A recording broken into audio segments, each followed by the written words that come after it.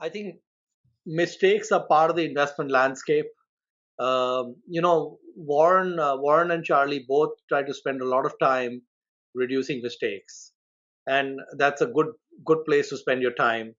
Uh, but they also spend a lot of time on great moats and things that they don't have touched for a long time.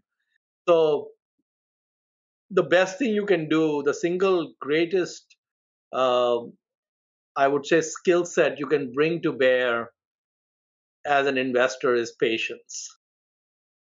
Extreme patience.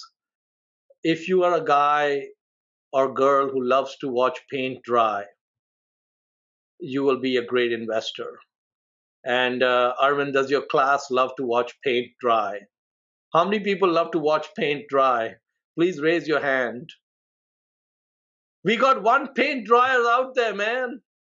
And I also want to let you know, Arvind, that I did not get the memo about the coat and tie. Next time, please send the memo. I don't think your class got that memo either. Okay. Yeah. I was saying the next. Never mind.